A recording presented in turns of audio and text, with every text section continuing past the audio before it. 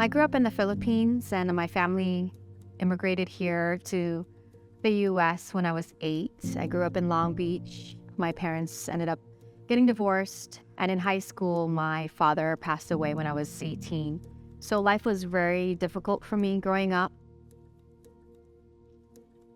When I was 24, I ended up getting married, and we were married less than 2 years. It wasn't a good marriage. It was kind of repeating what my parents had gone through.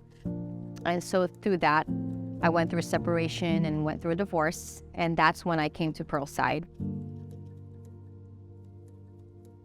We first met the day after she got saved. And so I just started asking her questions. I said, well, she's new. Let's get to know her story and get to know what she's about. And we can just develop a friendship from that. That was in 2011. And then he ended up proposing New Year's 2012. 8 months later, 2013, we got married. And now we've made 9 years, going on 10.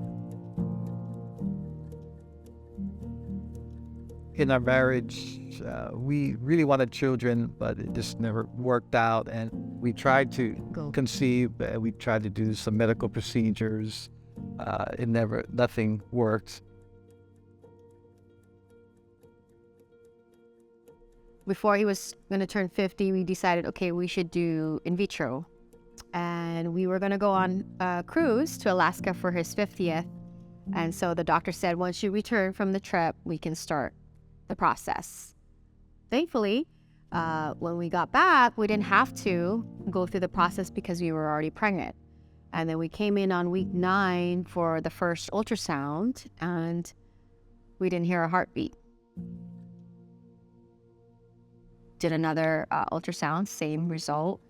And then they gave me another option of what we can do to help the baby pass along. And then it just happened naturally at home, which was really hard. In 2019, my father passed away. And growing up, I've heard rumors about the possibility of me being adopted. And so I finally asked my mom, am I adopted? And when I was younger, she would always just say, you're mine. And so the morning after my father passed away, I decided to ask her one final time. And finally, she was able to say, yes, you are adopted.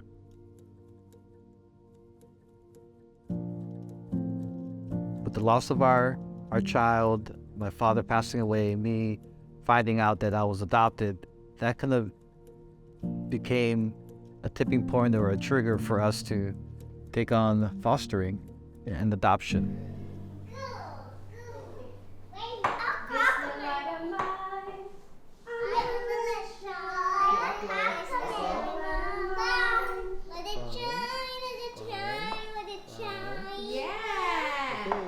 And since 2020 until now, we've had 17 children come in and out of our house.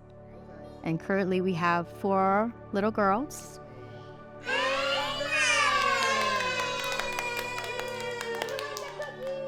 One of them we've had since she was 2 days old, and her name was Selena.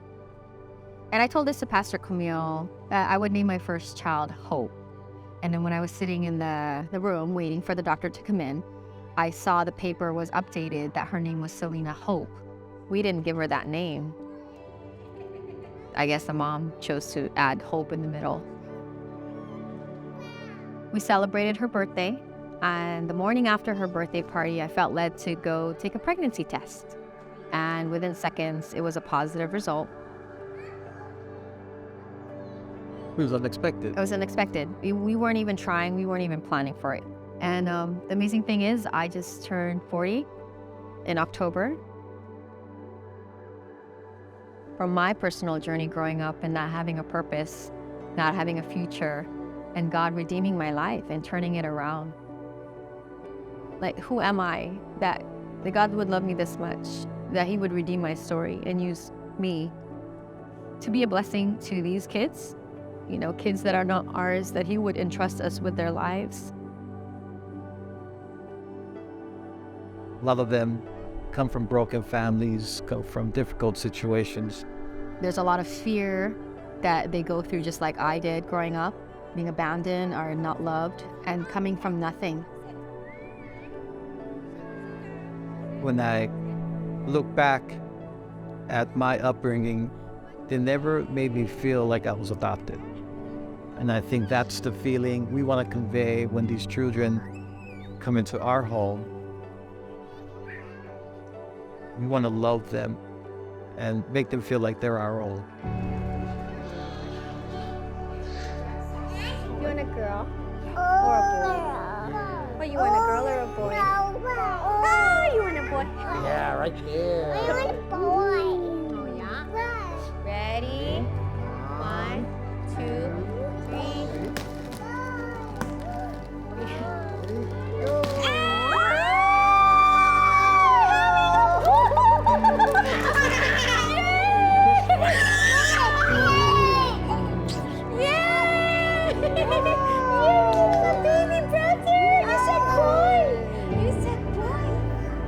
And the dream is to actually adopt the 4 that we currently have and open up our home for more fosters.